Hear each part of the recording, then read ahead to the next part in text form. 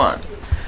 This week's double parsha is Achrei Mos Kedoshim, and Achrei Mos, as we know, deals mostly at the beginning with the korbanos and the avodah of Yom Kippur. Now, there's one section of the avodah that many Mefarshim struggle with, and that is the shnei seirim, the two seirim, the two goats that are brought.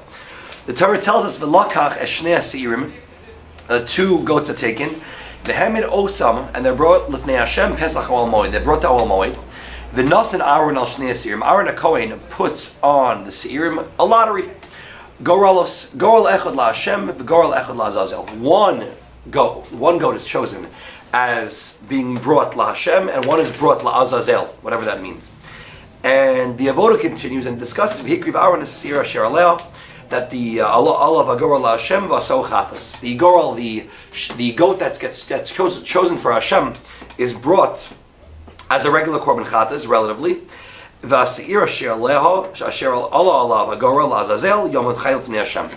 However, the seir that is chosen to be la'azazel is kept alive, at least for now, l'fnei Hashem l'chaper alav, to atone for the sins of Klal Yisrael, l'shalach oso la'azel midbar, and sent out into the desert. Now, there's a lot of questions on this avodah, but one particular question I'd like to zero in on is that these two goats, these two seirim are known to be identical. The Mishnah in Yuma tells us that these two goats have to be alike in appearance, alike in height, and alike in monetary value. And the Mefarshim want to know why.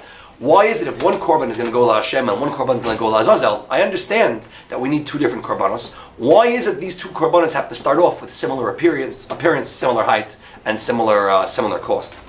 So there's several mahalchim. I want to say over two. One mahalach is that Rabbi Hutner Zatzal brings in Pachad Yitzchak on Yom Kippur.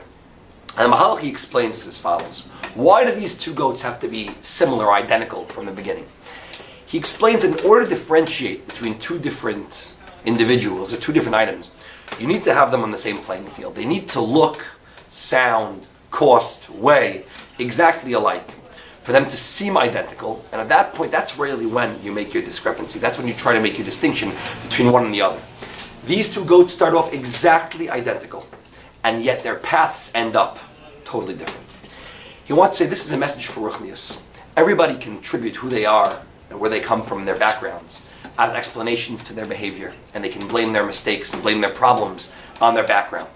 But on a spiritual level, the Yom Kippur Avodah is teaching us that every Jew has to know that in Hashem's eyes, they are identical. They're exactly the same.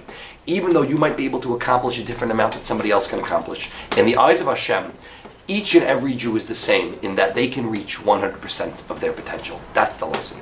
And even though two people can start off on the same track, two seirim can look identical at the beginning, unfortunately you can make decisions that bring you to a point of being a la Hashem. You can be a korban la Hashem, or chas v'shalom, if someone can be the opposite. They can take the tools they've been given and they can make themselves, unfortunately, in a way that they're taking themselves to the path of Azazel. They can lead down the path that you're really going to end up as a korban la Azazel. It's all about what you do with it, because ultimately each individual is identical. In fact, on a similar vein, Rav Simons from Asia Torah discusses this. He says that the reason for the lottery is to show the difference, the distinction between animals and between man.